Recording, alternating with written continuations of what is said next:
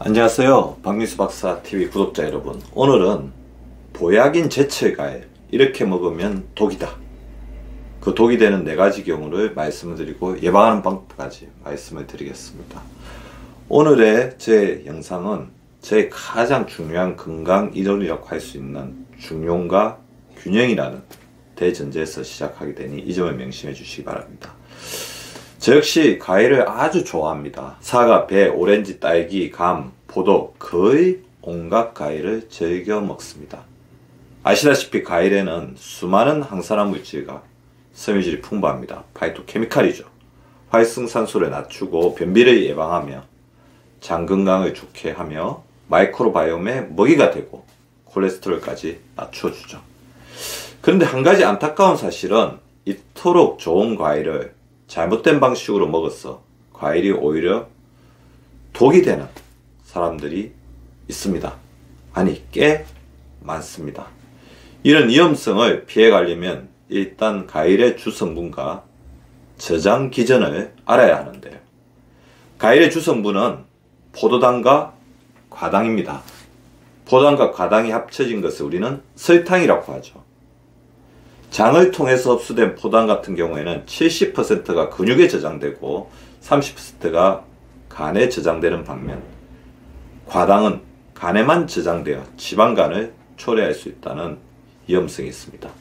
우리가 설탕을 먹어도 과당 때문에 간에 우선적으로 저장이 되고 남은 당을 근육에 저장하게 됩니다. 이래저래 근육은 굉장히 중요하죠.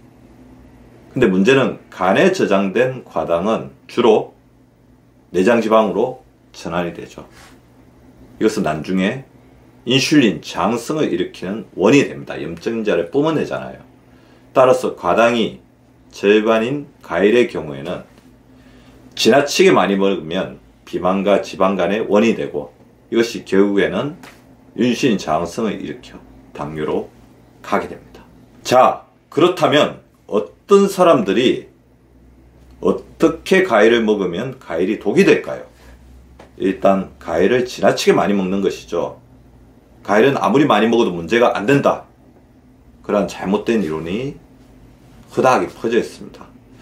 정상적인 혈당을 가지고 있는 사람도 정상적인 간 기능을 가지고 있는 사람도 과일을 지나치게 많이 먹으면 과일의 포도당이 당을 올리고 간에 지방을 쌓을 수 있습니다.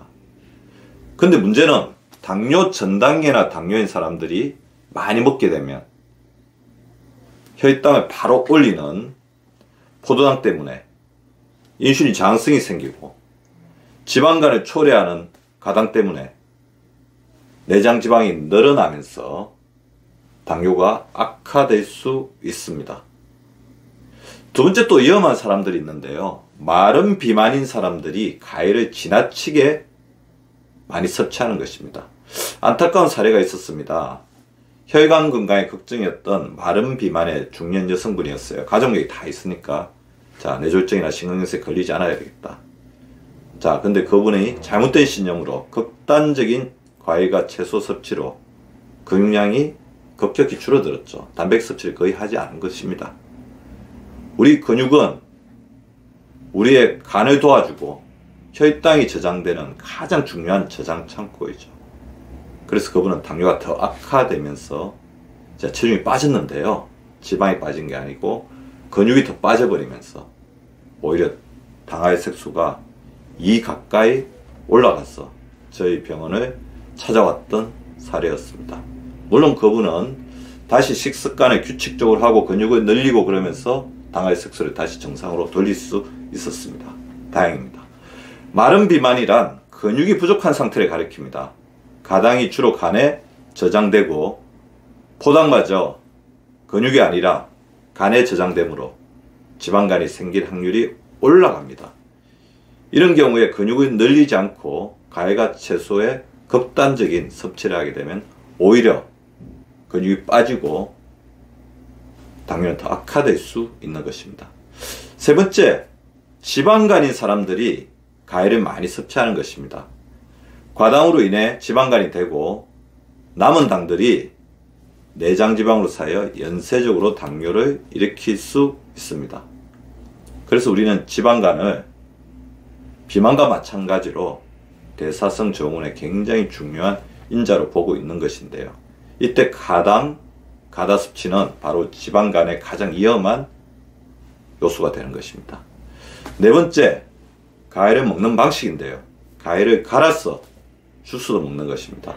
제가 아까 과일이 좋은 점이 항산화 영양소와 섬유질이라고 그랬죠.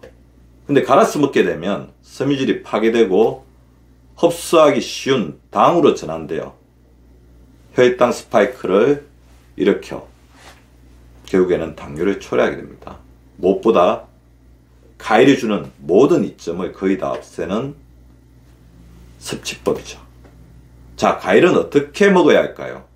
비만이거나 마른 비만이거나 혈당이 주의 단계이거나 지방간이신 분들은 한 개, 두 개 드시지 마시고 한쪽, 두 쪽씩 드시는 것입니다. 뭐든지 가유불급입니다.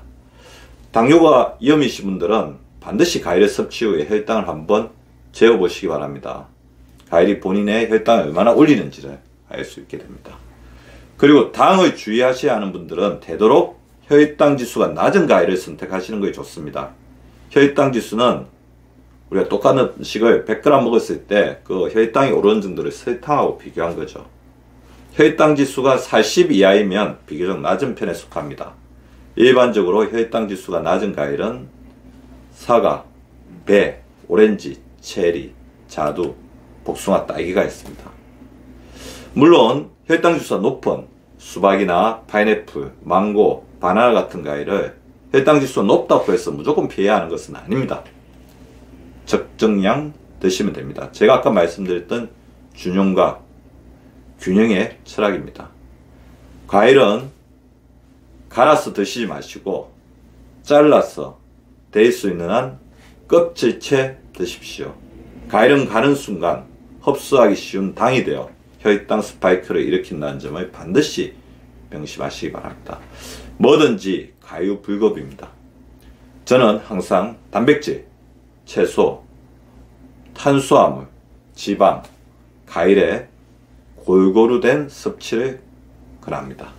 한 가지에 쏟아붓는 것은 내 몸의 균형성을 잃어버리는 나쁜 결과를 초래할 수 있습니다. 오늘 저는 보약이라는 제철 과일 이렇게 먹으면 독이 된다.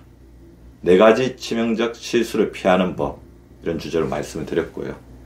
자, 과일은 정말로 우리가 제대로 드시면 우리 몸의 보약이라고 할 수 있습니다. 현명한 과일 섭취를 통해서 즐거움과 건강을 함께 얻는 우리 구독자분들 되시기 바랍니다.